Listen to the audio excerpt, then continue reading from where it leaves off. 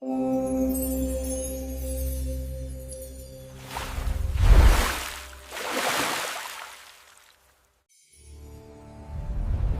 आपने कभी सोमरस के बारे में सुना है? प्राचीन वेदों जैसे सामवेद में इसका उल्लेख मिलता है। कहा जाता है कि यह एक पवित्र पेय था जो एक विशेष पौधे से बनाया जाता था। ऋषिमुनि इसे यज्ञ में देवताओं को अर्पित करते थे और माना जाता था कि इससे एक अलग ही शक्ति मिलती है। लेकिन सवाल यह है, क्या सोमरस सच में देवताओं का पेय था या फिर एक रहस्य? प्राचीन कथाओं के अनुसार इंद्र भी सोमरस का सेवन करते थे और कहा जाता है कि इससे उनकी शक्ति कई गुना बढ़ जाती थी। कुछ कथाओं में तो यह भी वर्णन मिलता है कि युद्ध से पहले इंद्र सोमरस का सेवन करते थे और फिर अद्भुत शक्ति के साथ विजय प्राप्त करते थे।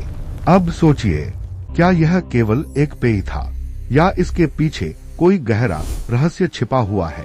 अब सवाल उठता है, यह सोमरस आखिर था क्या?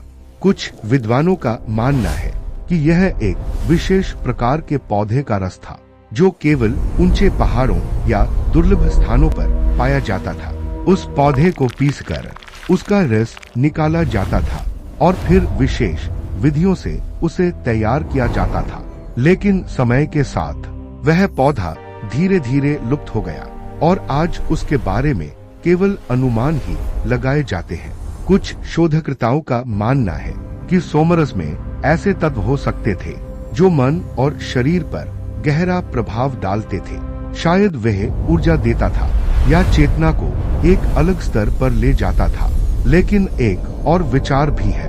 कुछ लोग मानते हैं कि सोमरस कोई भौतिक पेय नहीं था, बल्कि एक आध्यात्मिक अनुभव था, एक ऐसी अवस्था जिसमें मन पूरी तरह शांत हो जाता है और व्यक्ति खुद को ब्रह्मांड से जुड़ा हुआ महसूस करता है। इस दृष्टिकोण से देखें तो सोमरस कोई पेय नहीं, बल्कि एक अनुभूति थी, एक ऐसा अनुभव जो केवल साधना और ध्यान से प्राप्त होता है। इसी कारण कुछ लोग इसे ध्यान, तपस्या और आंतरिक शक्ति से जोड़कर देखते हैं। एक और रोचक बात भी कही जाती है कि सोमरस का संबंध चंद्र से भी माना जाता है। चंद्रमा को शांति, ठंडक और संतुलन का प्रतीक माना जाता है और कहा जाता है कि सोमरस भी मन को शांत करता था और संतुलन प्रदान करता था।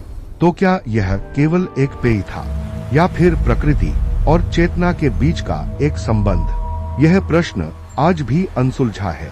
इतिहास, विज्ञान और अध्यात्म तीनों इस रहस्य को अपने अपने तरीके से समझाने की कोशिश करते हैं, लेकिन कोई भी पूरी तरह से इसका सच साबित नहीं कर पाया है।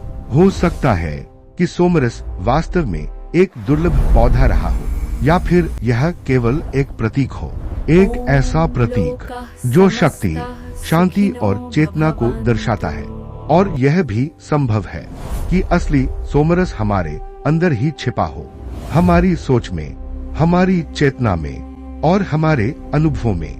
क्योंकि कई बार सबसे बड़े रहस्य बाहर नहीं बल्कि हमारे भीतर होते हैं और शायद सोमरस भी उन्हीं रहस्यों में से एक है। तो अब सवाल आपसे है, आप क्या मानते हैं? क्या सोमरस सच में एक दिव्य पेय था या फिर केवल एक प्रतीक, एक अनुभव या एक अनसुलझा रहस्य? अपनी राय कमेंट में जरूर बताएं। अगर वीडियो आपको पसंद आया हो तो लाइक करें, शेयर करें और बेल आइकन को ऑल पर जरूर दबाएं। ऐसे ही रहस्यमयी और रोचक वीडियो के लिए हमारे चैनल को सब्सक्राइब करना न भूलें।